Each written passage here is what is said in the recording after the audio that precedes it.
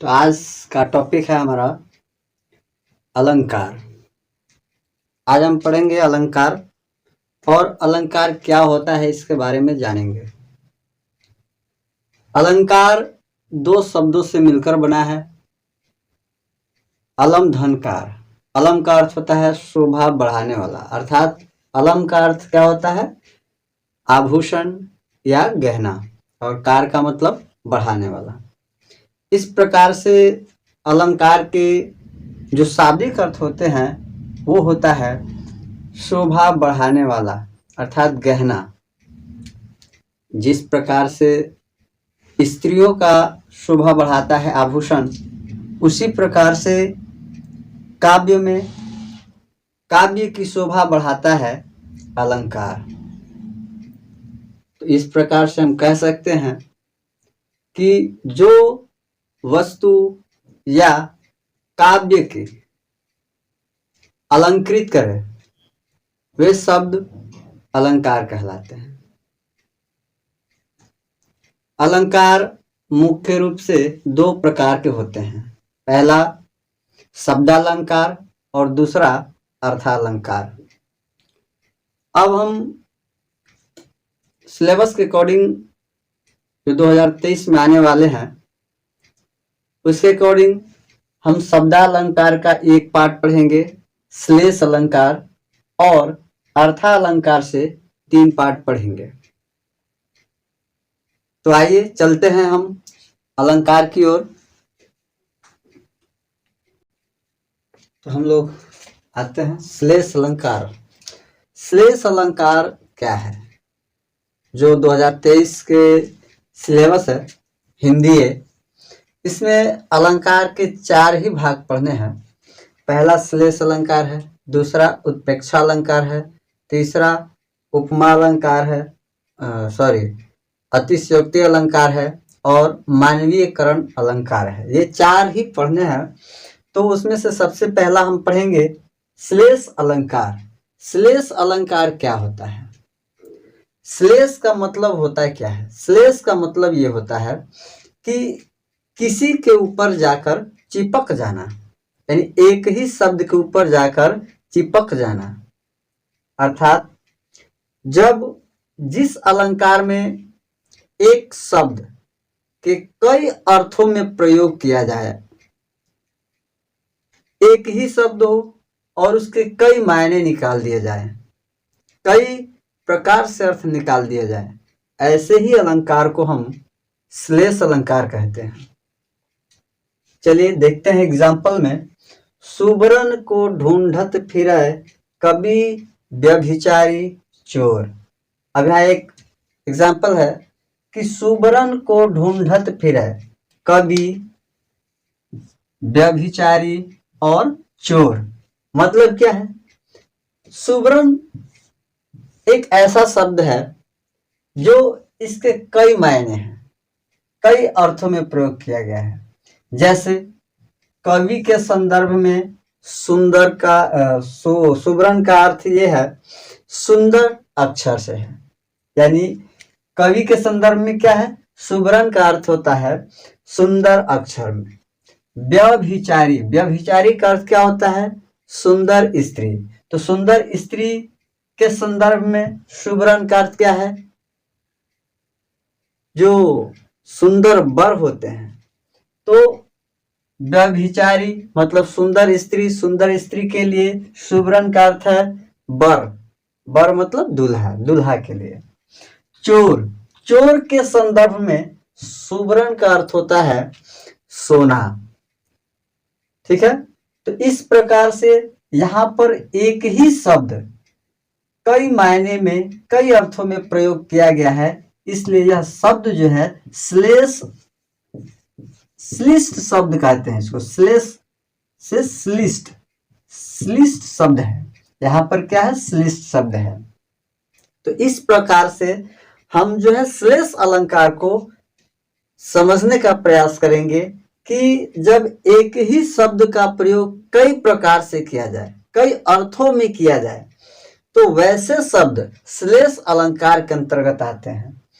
तो आपने देखा कि यहाँ पर सुबरन का अर्थ जो है तीन प्रकार से तीन लोगों के लिए किया गया है। पहला कवि, कवि के संदर्भ में सुंदर अक्षर से किया गया है।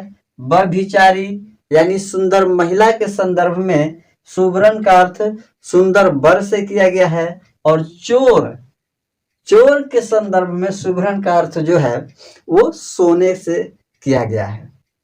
ठीक इसी प्रकार से, इसलिए इसको हम क्या कहेंगे, श्लिष्ट शब्द कहेंगे। क्या कहेंगे, श्लिष्ट शब्द कहेंगे। चलिए आगे देखते हैं अगला। जो रहीम गति दीप की, कुल कपूत गति सोए, बारे उजियारो लगे, बढ़े अंधेरो होए। मतलब इसका समझ लीजिए। पहले कहते हैं रहीम जी कि जिस प्रकार से दीपक को जब जलाया जाता है तो जलाने के बाद वह धीरे धीरे रोशनी करती है, लेकिन उसी प्रकार से जब बेटा जन्म लेता है, धीरे धीरे बड़ा होता है, तो जब जन्म लेता है तो घरों में खुशियां मनाई जाती है, आनंदमय माहौल होता है। ठीक है। और जैसे ही क्या है कि जैसे ही दीपक देर तक जल जाती है तो वह धीरे धीरे क्या करता है, अंधेरे को बढ़ाना शुरू कर देता है। ठीक उसी प्रकार से कपूत भी जो है जब बड़ा होता है, धीरे धीरे बड़ा होता है, तो वह कपूत जो है क्या करता है, वह अंधेरे को कायम करता है। ठीक है। तो आइए हम अब इसमें समझते हैं। जो रहीम गति दीप की, कुल कपूत गति सोए, बारे उजियारो लगे, बढ़े अंधेरो होए। यहाँ पर जो है एक शब्द बारे और एक शब्द बढ़े, इन दो शब्दों के अलग अलग प्रकार से अर्थ निकाले गए हैं। बारे का मतलब होता है जलाना, या बारे का अर्थ होता है बचपन। तो जलाने का तात्पर्य यहाँ दीपक से है और बचपन का तात्पर्य इस कपूत से है कि जिस प्रकार से दीपक को जलाते हैं तो अंधेरा दूर होता है, रोशनी आती है। जिस प्रकार से कुल में बच्चे का जन्म होता है तो घर में खुशियां आती है, लेकिन जैसे जैसे दीपक जलता जाता है वह अंधेरे को कायम करता जाता है। ठीक उसी प्रकार से जैसे जैसे बेटा जो है बड़ा होता है वह अंधेरे को ही कायम करता जाता है।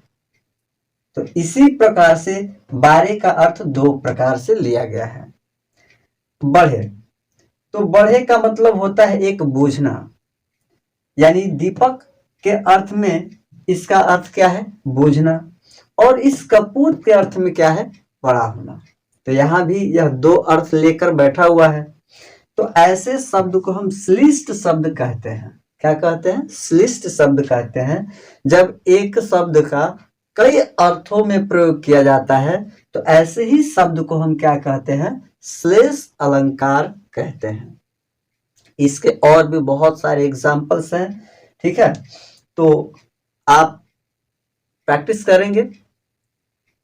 चलिए अब हम लोग आते हैं अगला जो टॉपिक है। चलिए आते हैं हम लोग अब दूसरा पढ़ेंगे, उत्प्रेक्षालंकार। उत्प्रेक्षालंकार क्या है, सबसे पहले जानने का प्रयास करेंगे कि उत्प्रेक्षालंकार है क्या।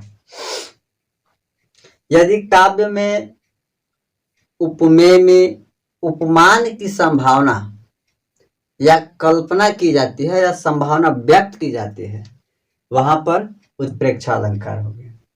या हम यूं कहेंगे कि उपमेय में उपमान की कल्पना या संभावना नजर आए या संभावना होने की उपेक्षा हो।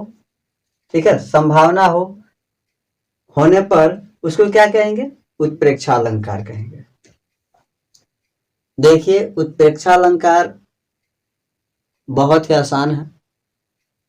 हम इसको कुछ शब्दों के द्वारा उत्प्रेक्षालंकार को अलग छाट सकते हैं। चलिए आते हैं हम पहला एग्जाम्पल पर। अंबर में तारे मानो मोती अनगीन है।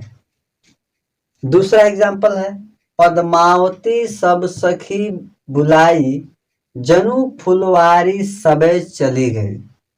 तीसरा लता भवन ते प्रकट भे ते ही अवसर दोऊ भाई मनु नीक से जुग बिमल विधु जलद पटल बिल गाए। देखिए हमने श्लेष अलंकार पढ़ा और श्लेष अलंकार में क्या था कि एक ही शब्द अनेक अर्थों में प्रयोग किया गया था। अब हम पढ़ेंगे उत्प्रेक्षा अलंकार।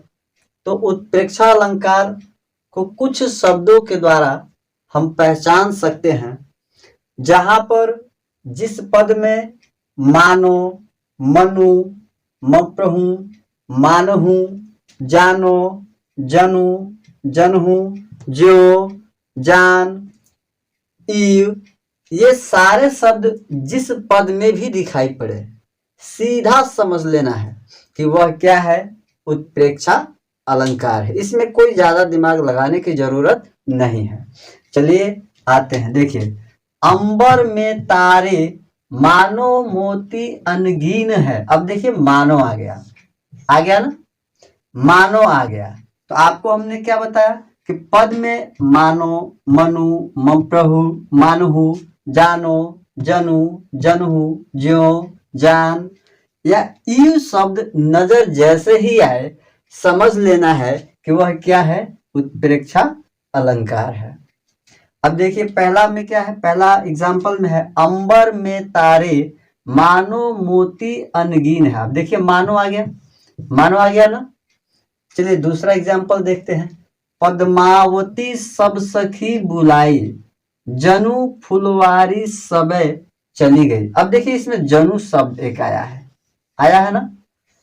लता भवन्ते प्रकट भे। अब देखिए ते आ गया, ते ही अवसर दोऊ भाई मनु निकसे जुग बिमल विधु जलद पटल बिल गए। अब देखिए एक शब्द आया है मनु आ गया और क्या आया, जुग, ठीक है, मनु, जनु, ठीक है। तो ऐसे शब्द जहां पर जिस पद में जिस काव्य में देखने को मिल जाए बिना पढ़े समझ लेना है कि वह उत्प्रेक्षा अलंकार है, ठीक है। चलिए और अगला तीसरा जो है पढ़ेंगे हम लोग। उत्प्रेक्षा अलंकार के बाद मानवीय करण अलंकार। क्या पढ़ेंगे, मानवीय करण अलंकार। अगला है मानवीय करण अलंकार। मानवीय करण अलंकार में क्या होता है, इस अलंकार में जो संबंध होता है वह मानव का प्रकृति पर होता है। अर्थात हम यूं कह सकते हैं कि जहां पर जड़ वस्तुओं या प्रकृति पर मानवीय चेष्टाओं का आरोप हो या किया जाता है वहां पर क्या होता है, मानवीय करण अलंकार होता है। अर्थात हम सीधे सीधे समझ सकते हैं कि मानव के द्वारा प्रकृति पर जो प्रयास किया जाएगा, जो चेष्टा की जाएगी, वही मानवीय करण अलंकार होगा। जहां पर जैसे कि यहाँ पर पहला एग्जाम्पल है फूल हंसे कलिया मुस्काई। अर्थात यहाँ पर प्रकृति में फूल का संबंध, कली का संबंध मुस्काने से। अर्थात यहाँ पर प्रकृति में क्या है, फूल पेड़ है, पौधे हैं, कलियां फूल हैं, तो यह प्रकृति में उपजाए गए हैं, ठीक है। मानव के द्वारा प्रकृति में यह उपजाए गए हैं, तो इसलिए यहाँ पर जो है संबंध स्थापित हो रहा है प्रकृति और मानव के बीच, जिसके कारण यह क्या होगा, कौन सा अलंकार होगा, मानवीय करण अलंकार। चुपचाप खड़ी थी वृक्ष पान सुनती जैसी कुछ निजी बात। देखिए यहाँ पर भी प्राकृतिक का संबंध स्थापित है। प्राकृतिक शब्द दिया हुआ है वृक्ष। वृक्ष भी धरती पर ही उगाए जाते हैं, ठीक है। तो जहां पर प्रकृति मानव का संबंध प्रकृति के साथ हो, चाहे जिस प्रकार से हो, ठीक है, वहां पर मानवीय अलंकार होगा। जहां पर प्राकृतिक शब्दों का, प्राकृतिक चिन्हों का प्रयोग किया गया, जैसे पेड़ पौधा, फूल पत्ती, धरती, आकाश, वृक्ष, ये सारे जितने चीज हैं वो प्रकृति के द्वारा प्रकृति में स्थापित है, जिससे मानव का संबंध स्थापित होता है। तो ऐसे शब्द जहां भी मिले वहां यह समझ लेना है यह मानवीय करण अलंकार है, ठीक है। तो इस प्रकार से हम 3 अलंकार पढ़ चुके। श्लेष अलंकार, फिर पढ़े हम उत्प्रेक्षा अलंकार और मानवीय करण अलंकार अब तक पढ़े हैं। अब हम पढ़ेंगे अतिशयोक्ति अलंकार। चलिए अतिशयोक्ति अलंकार पढ़ेंगे। अब आइए हम लोग अब पढ़ेंगे अतिशयोक्ति अलंकार। अतिशयोक्ति, अति मतलब अधिक, अति का अर्थ क्या होता है? अधिक, ठीक है। तो अतिशयोक्ति अलंकार जो है, इस अलंकार में हम जो भी बातें करते हैं, जो भी चर्चाएं करते हैं, जिस बिंदु पर करते हैं, उस बिंदु को इतना न बढ़ा चढ़ा कर कहते हैं, इतना न बढ़ा चढ़ा कर कहते हैं, जिससे उसकी भूमिका बहुत ज्यादा बांध देते हैं। मान लीजिए एक छोटा सा एग्जाम्पल, एक चिड़िया है और हम कहें कि उस चिड़िया के ऊपर, एक छोटी सी चिड़िया के ऊपर एक हवाई जहाज के समान लादे जाएं, इसको इतना बढ़ा चढ़ा दें कि लोगों को विश्वास हो जाए। तो यही है अतिशयोक्ति अलंकार। अतिशयोक्ति अलंकार कहता है कि जहां किसी बात का वर्णन काफी बढ़ा चढ़ा कर कही जाए, ठीक है, वहां पर क्या होगा? अतिशयोक्ति अलंकार होगा। बढ़ा चढ़ाकर मतलब क्या है? यानी छोटी सी बात को बहुत लंबी बात कर देना अतिशयोक्ति अलंकार होगा। चलिए आइए एग्जाम्पल को देखते हैं। आगे नदियां पड़ी अपार, घोड़ा कैसे उतरे पार, राणा ने सोचा इस पार, तब तक चेतक उस पार। तो देखिए अतिशयोक्ति अलंकार कहता ही है, अतिशयोक्ति अलंकार में किसी भी बात को हम क्या करते हैं? बहुत ज्यादा बढ़ा चढ़ाकर पेश करते हैं। तो यहाँ एक उदाहरण है जिसमें राणा जो है, यानी राणा मतलब महाराणा, महाराणा के घोड़े का नाम चेतक था। नदी को पार करनी थी, नदी में बहुत तेज बाढ़ आई हुई थी। उसी से यह प्रेरित है कि आगे नदियां पड़ी या पार, मतलब आगे जहां पार करना है महाराणा प्रताप को, वह नदी बहुत विशाल है। उस विशाल नदी में पानी भी उफान मार रहा है। घोड़ा कैसे उतरे पार? तो बताइए, जिस नदी में पानी की धाराएं उफान मार रहा हो, उस उफान में घोड़ा एक छोर से दूसरे छोर कैसे उतरेगा? दूसरे लाइन में राणा ने सोचा इस पार, अभी राणा इसी पार सोच ही रहे थे, तब तक चेतक था उस पार, कि चेतक उस पार हो गया। देखिए कितना बढ़ा चढ़ा कर कही गई है कि राणा जो है अभी सोच ही रहे हैं, तब तक चेतक जो है वो नदी के दूसरे पार चला जाता है। तो यहाँ पर बात को बहुत बढ़ा चढ़ा कर कही गई है, इसलिए यह इसमें अतिशयोक्ति अलंकार होगा। एक और एग्जांपल देख लेते हैं। हनुमान की पूंछ में लगन पाई आग, लंका सगरी जल गई, गए निशाचर भाग।